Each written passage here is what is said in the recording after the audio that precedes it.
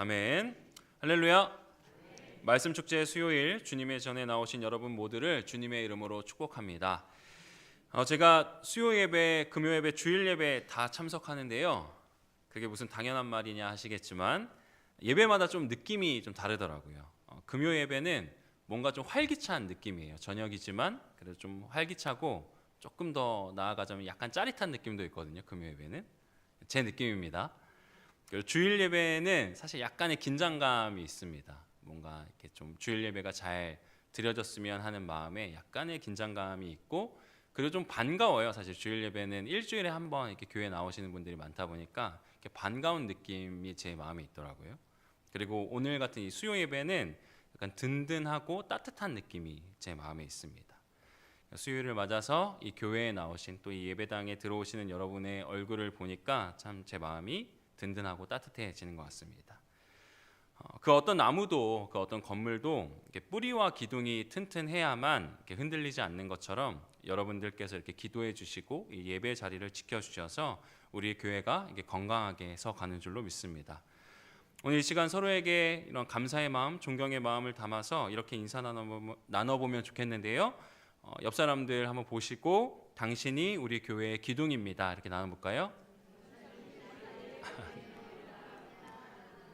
네, 한 번 더 인사하겠습니다. 이번엔 앞뒷 분들을 좀 보시고 당신이 계셔서 참 든든합니다.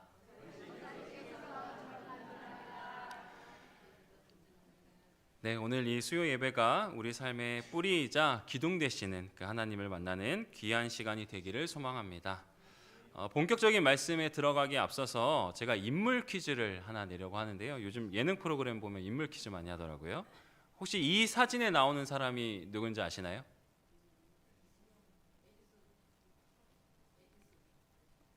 네, 정답인데요. 저는 사실 못 맞추실 거라고 생각해서 설교를 준비했는데 너무 빨리 맞춰주셔서 약간 당황스러운데, 그 힌트도 준비했는데 뭐 발명왕이다, 전국 발명한 사람이다 했는데, 네, 앞으로 더 잘 준비하도록 하겠습니다. 더 헷갈리는 사진으로. 에디슨 맞습니다. 토마스 에디슨인데, 에디슨이 남긴 아주 유명한 말이 하나 있죠. 다 아시나요? 천재는 1%의 영감과 99%의 노력으로 이루어진다라는 유명한 말을 남겼습니다. 여러분 혹시 이 말이 어떤 뜻인가요? 천재는 1%의 영감과 99%의 노력으로 이루어진다. 우리가 흔히 알기로는 재능보다는 노력이 중요하다. 천재도 결국에는 엄청나게 노력했던 사람이다. 노력하는 사람이다 라고 이해했는데, 근데 사실 에디슨이 한 말은 이것의 정반대라고 합니다. 그러니까 많은 사람들이 99%의 노력을 한다. 그런데 나에게는 그들이 갖고 있지 않은 1%의 영감이 있다. 그렇기 때문에 성공할 수 있었다라고 합니다. 이걸 말하려는 건 아니고 저는 이 말을 빗대어서 좀 이걸 기독교식으로 좀 전환해 보려고 해요. 어떻게 전환하려면, 그리스도인은 누구나 노력하면서 살아간다. 하지만 하나님의 도우심과 이끄심이 없다면 완성될 수 없다. 이렇게 좀 전환해 볼 수 있을 것 같아요. 이렇게 전환하면서 여러분들께 한 가지 더 질문 드리고 싶은데, 한번 마음속으로만 생각해 보세요. 지금 현재의 나의 삶을 100%라고 했을 때 나의 노력은 몇 퍼센트 정도 되고 하나님의 도우심은 몇 퍼센트 정도 될까? 한번 생각해 보시겠어요? 현재 내 삶을 100%라고 했을 때 나의 노력, 어떤 나의 기여는 몇 퍼센트 정도 되고 하나님의 도우심은 몇 퍼센트 정도 될까? 너무 깊이 고민하지 마시고요. 이게 중요한 질문은 아니어서 한번 생각해 보시면, 지금까지 이렇게 가정을 꾸려오시고 이렇게 자녀들도 다 키워오시고 여기까지 살아온 내 인생, 내가 지금까지 흘려온 땀을 기억해 본다면 내 노력이 50% 정도 되시는 분 계신가요? 그래도 내가 한 50% 정도는 했지. 고개 끄덕이시는 분들 계시네요. 아니다, 내가 아무리 노력했지만 그래도 내 삶을 이렇게 돌아본다면 하나님께서 100% 하셨다. 네, 여기에 좀 더 손을 드시는 분들도 계시고 네, 이게 사실 무슨 뚱딴지 같은 질문이냐라고 생각하실 수 있겠지만, 사실 이 간단한 질문에 우리 신앙의 핵심이 있는 것 같습니다. 그리스도인의 삶은 나의 노력과 하나님의 도우심이 만날 때 꽃피울 수 있는 게 아닌가라는 생각을 합니다. 그런데 우리가 인생을 살다 보면요, 참 삶이 만만치 않잖아요. 이 삶을 살다 보면 자꾸 착각하게 됩니다. 내 인생이 내 100%의 노력만으로 굴러간다. 내가 이렇게 노력하지 않으면 내 인생이 잘 풀리지 않는다라고 쉽게 착각하게 되는 것 같습니다. 그러니까 내가 쉬면 내 인생도, 내 삶도, 내 자식도 멈추게 되고, 그러다 보니까 우리는 너무나도 쉽게 불안에 빠지는 삶을 살아가고 있는 것은 아닌가, 멈추지 못하는 삶을 살고 있는 것은 아닌가 좀 생각하게 됩니다. 오늘 말씀에 나오는 이스라엘 백성들이 딱 그랬습니다. 느헤미야가 잠시 자리를 비운 사이에 이 사람들은 안식일에도 쉬지 않고 일터로 나갔습니다. 오늘 말씀 15절 다 함께 읽어보려고 하는데요. 15절 말씀 함께 읽어보겠습니다. 시작. 그때에 내가 본즉 유다에서 어떤 사람이 안식일에 술틀을 밟고 곡식단을 나귀에 실어 운반하며 포도주와 포도와 무화과와 여러 가지 짐을 짓고 안식일에 예루살렘에 들어와서 음식물을 팔기로 그날에 내가 경계. 안식일에 술틀을 밟고 곡식단을 나르고 장사하느라 예루살렘 안이 온통 시장통처럼 시끄러웠습니다. 여러분, 이 사람들은 왜 이 안식일을 범할 수밖에 없었을까요? 왜 쉬지 못하고 이랬을까? 단순히 돈 때문에 그랬을까요? 물론 돈을 벌기 위해서 그랬겠지만 그들 마음을 조금 더 들여다보면 내 인생은 결국 내 노력 100%가 아니면 유지가 되지 않는다라고 착각했기 때문이 아닐까 생각해 봅니다. 그러니까 내가 멈추면 나는 도태되게 되고 우리 가족은 굶게 된다. 그러니까 나를 도우시는 그 하나님의 도우심은 잊어버린 채 내 노력만으로 살려다 보니 너무나 불안해서 안식일에도 멈출 수 없었던 사람들의 모습이 오늘 이 15절에 나오는 사람들의 모습이 아니었을까 생각합니다. 그런데 사실 이 이야기는 그저 성경 속의 이야기만은 아닌 것 같습니다. 오늘날 우리들의 모습에서도 너무나 쉽게 찾아볼 수 있는 모습입니다. 오늘 우리가 살아가고 있는 이 시대를 한마디로 정의하면 우리는 불안이 지배하는 사회를 살고 있습니다. 생각해 보면요, 요즘은 유치원생들부터 입시에 내몰린다고 해요. 그리고 그렇게 유치원, 초중고 다 졸업하고 나서 대학교 졸업하면 청년들은 취업에 시달리죠. 그리고 중년들도 만만치 않습니다. 오히려 더 리얼한, 더 생생한 삶을 살아가면서 생계 문제에 시달리게 되고, 우리 노년 세대들 건강과 노후 문제 때문에 한시도 근심을 덜어낼 수가 없습니다. 우리 교우분들은 좀 어떠신가요? 나는 이런 불안에서 자유롭다, 100% 자유로운 삶을 살고 있다 하시는 분 계신가요? 이러한 불안함이 우리의 몸과 마음을 지배할 때 어떤 현상이 벌어지냐면 몸의 안식은 물론이고 마음의 안식도 우리가 찾을 수 없는 상황이 벌어지게 됩니다. 어떤 끊임없는 내 경제 사정, 자녀 걱정, 건강에 대한 염려가 꼬리에 꼬리를 물고 내 몸과 마음을 지배하게 되는 것입니다. 그런데 왜 이런 현상이 벌어지느냐? 다시 한번 말씀드리지만 그냥 벌어지는 게 아니라 여전히 내가 내 인생의 주인이 되어서 나 혼자, 나 홀로 모든 걸 책임져야 한다고 믿기 때문에 이러한 불안함이 발생하는 것입니다. 물론 우리가 살아가는 세상이 너무 치열하니까 우리는 걱정만 할 게 아니라 열심히 일도 하고 계획도 세워야죠. 하나님께서도 우리에게 땀 흘려 일하라고 말씀하시지 않았습니까? 그리고 무엇보다 여러분이 지난 세월을 열심히 그리고 성실히 살아오셨기 때문에 오늘날 이러한 삶이, 우리의 가정이, 우리의 교회가 있는 줄로 믿습니다. 그런데 우리 그리스도인들이 꼭 기억해야 할 것은요, 내가 최선을 다하는 것과 그 결과까지 내가 다 책임지려고 하는 것은 분명히 구분해야 한다는 것입니다. 그러니까 무슨 말이냐면 내가 최선을 다했으니까, 내가 노력을 다했으니까 그 결과도 내가 통제해야 하고 통제할 수 있다고 믿는 순간 우리의 성실한 노력은 너무나도 쉽게 불안으로 변질될 수 있다는 것입니다. 성경이 말하는 안식은 단순히 아무것도 안 하는 것이 아닙니다. 참된 안식이란 하나님, 제가 저에게 주신 제 몫의 노력을 다 했습니다. 그러나 내 인생의 완성은 오직 하나님의 손에 달려 있습니다 라고 고백하는 것입니다. 그러니까 내가 쥐고 있는 인생의 운전대를 누구에게 넘겨드리는 것이에요? 하나님께 넘겨드리는 것. 그것이 바로 안식의 참된 의미입니다. 그런데 우리가 몸은 자리에 누웠는데 머릿속은 온통 생각과 걱정들로 가득 차 있다면 그건 쉬는 게 아니죠. 그러니까 내 영혼이, 우리의 마음이 쉬지 않고 마라톤을 하는 것과 같습니다.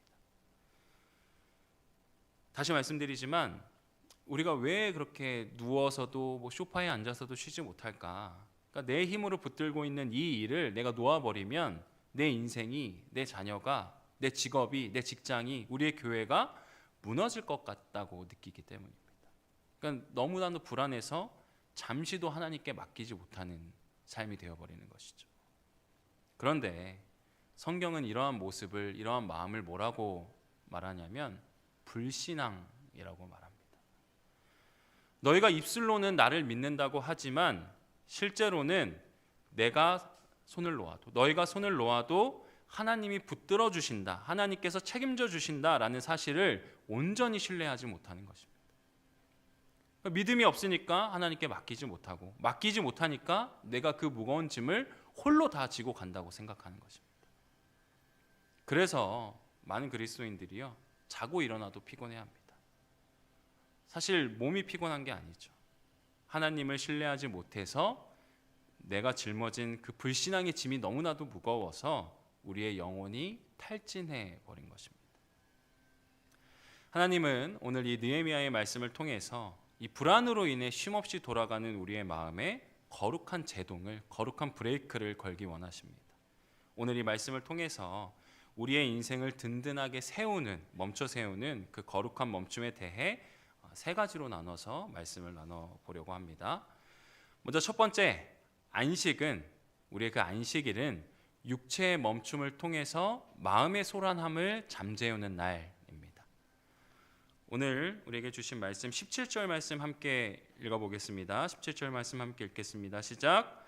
내가 유다의 모든 귀인들을 꾸짖어 그들에게 이르기를 너희가 어찌 이 악을 행하여 안식일을 범하느냐. 느헤미야는 안식일을 범하는 귀족들을 호되게 꾸짖었습니다. 그런데 이게 단순히 일하지 말라는 율법적인 잔소리는 아니었습니다. 느헤미야가 말한 이것의 참된 의미는 너희의 인생이 너희 노동에 달려있는 것이 아니다, 하나님의 손에 달려있다라는 것을 말하는 것이죠. 안식일의 첫 번째 단계는 육체의 쉼입니다. 하나님께서는 우리에게 쉼을 주시는 분이시죠. 성경에 나온 것처럼 하나님은 당신의 사랑하는 자에게 잠을 주시는 분이시죠. 그리고 이렇게 하나님이 육체의 쉼을 주실 때 그것은 마음의 쉼과 마음의 휴식과 연결이 되어야 합니다. 아무리 좋은 침대에 누워 있어도, 아무리 비싼 소파에 앉아 있어도 마음속에 온갖 걱정과 계획이 가득하다면 그것은 참된 쉼이 아닐 것입니다. 그래서 우리는 몸을 멈추는 것, 그러니까 몸을 잠시 쉬는 것을 넘어서 거기서 한 걸음 더 나아가서 마음의 소란함을 멈출 수 있어야 합니다. 그런데 참 마음의 소란함을 멈추는 게 어렵더라고요. 끊임없는 어떤 생각, 계획, 염려 또는 후회, 이런 각종 생각들이 마치 우리의 마음을 흙탕물처럼 만드는데, 이러한 소란함 속에서는, 이런 흙탕물 같은 마음 속에서는 하나님의 그 세미한 음성을, 하나님의 말씀을 듣기가 참 어렵습니다. 그러니까 계속 끊임없이 내 생각을 하고 내가 계획을 세우고 나의 것이 가득 차 있다 보니까 하나님이 들어오실 틈이 내 마음에 없는 거죠. 우리의 마음이 얼마나 소란스러운지, 또 멈추는 게 얼마나 어려운지 잠시 좀 확인해 보는 시간을 좀 가졌으면 좋겠는데요. 한번 제가 안내해 드릴게요. 한번 따라해 보세요. 먼저 자세를 좀 바르게 해보시고 눈을 감아 보시겠어요? 눈을 감아 보시고 지금부터 딱 1분 짧은 시간이죠. 1분 동안만 아무 말도 하지 않고 아무 생각도 하지 않고 그냥 하나님을 향한 지향을 갖고 잠시 침묵해 보도록 하겠습니다. 아무 말도 하지 않고 아무 생각도 하지 않고 1분간 앉아 계시는 거예요. 시작하겠습니다.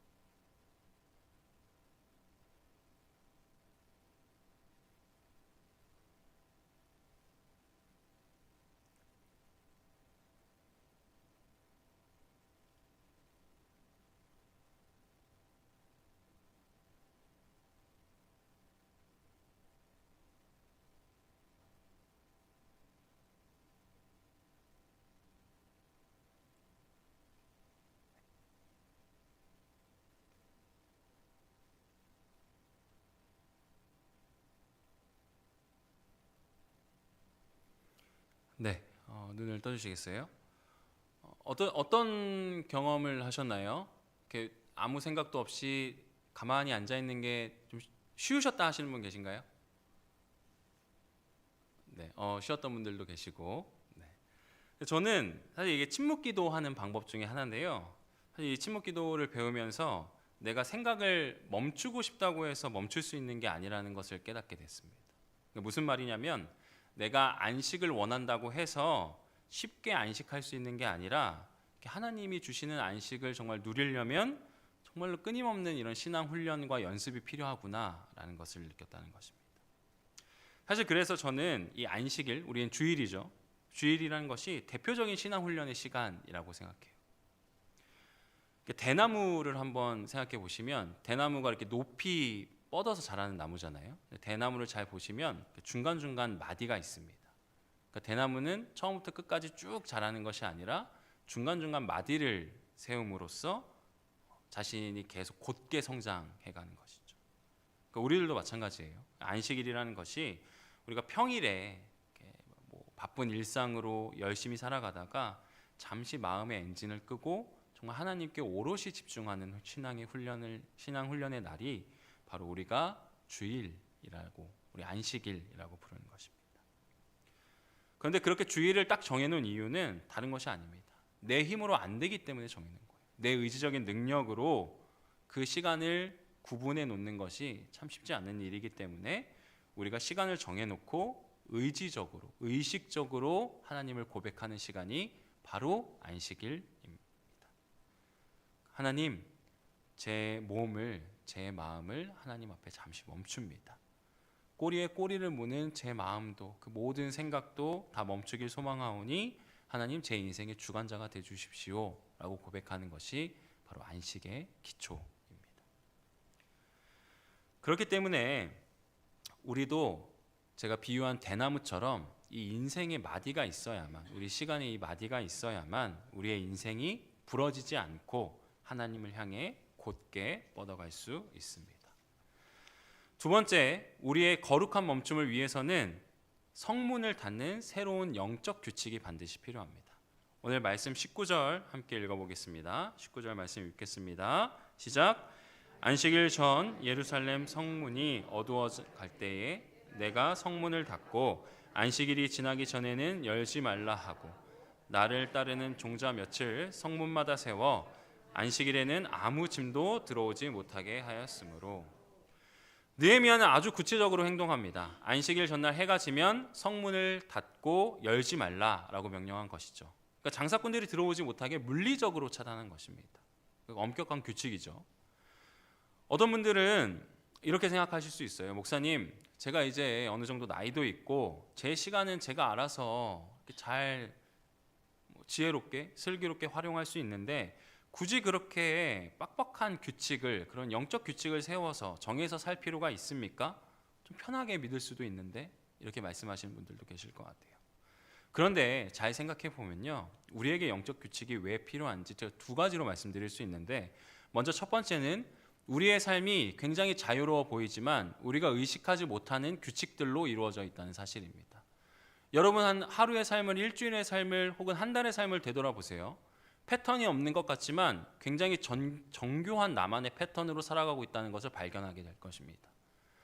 뭐 수면 시간이 됐건 밥 먹는 시간이 됐건 불규칙해 보이지만 그것을 잘 기록해서 들여다보면 내가 어떠한 틀 안에서 굉장히 그걸 반복하면서 살아가고 있는 사람이구나 라는 것을 우리는 쉽게 알 수 있습니다. 그리고 두 번째로 이런 규칙이 필요한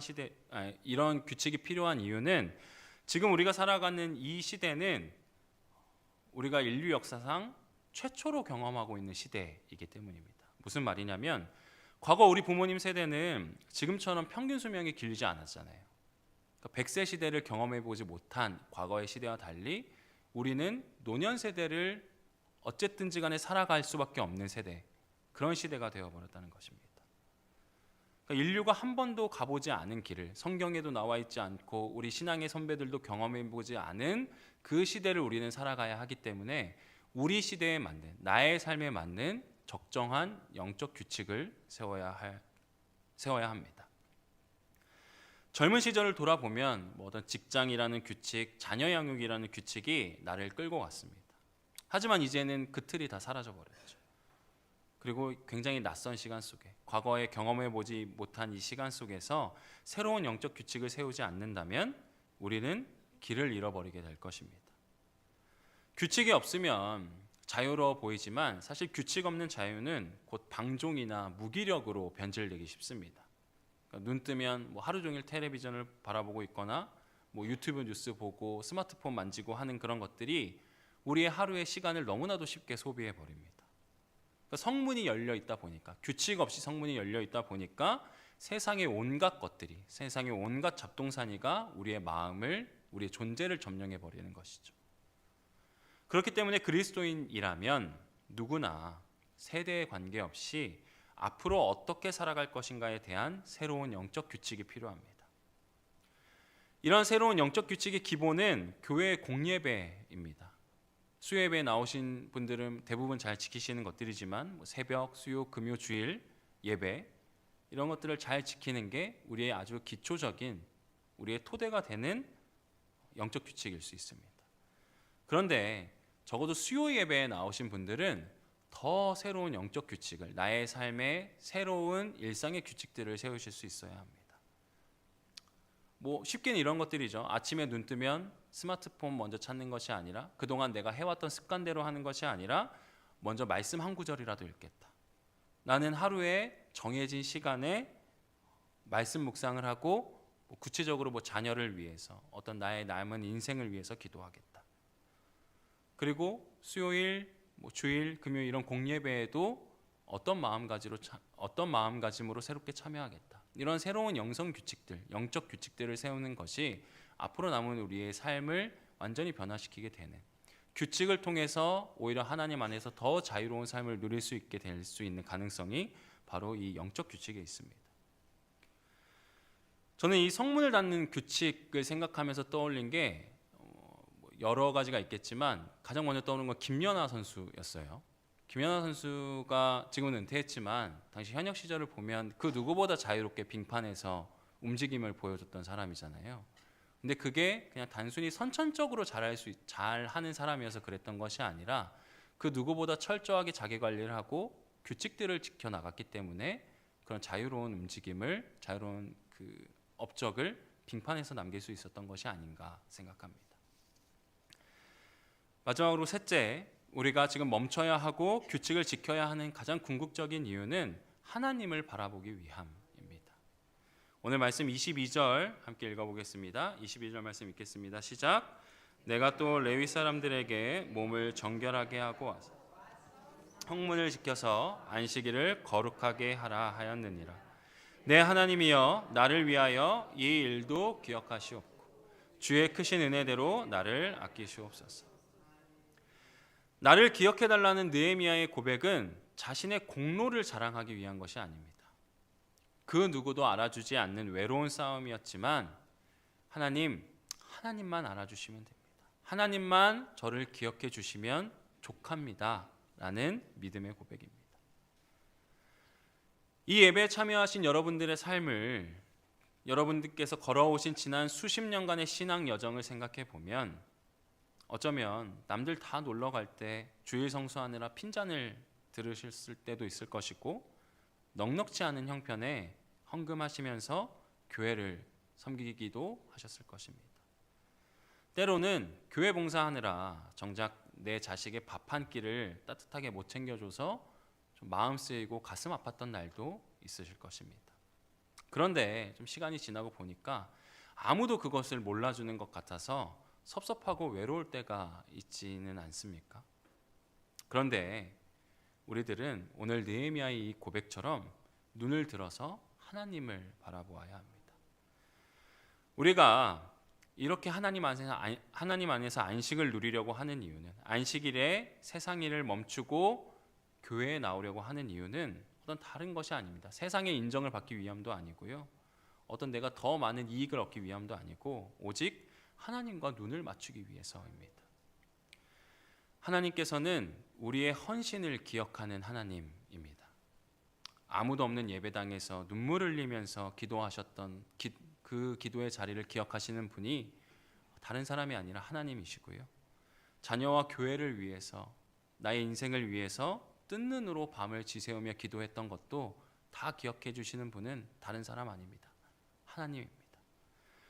여러분이 흘린 그 땀방울 위에 하나님의 은혜를 더하셔서 여러분의 인생을 아름답게 가꿔 나가고 계신 분은 다름 아닌 바로 우리들의 하나님입니다.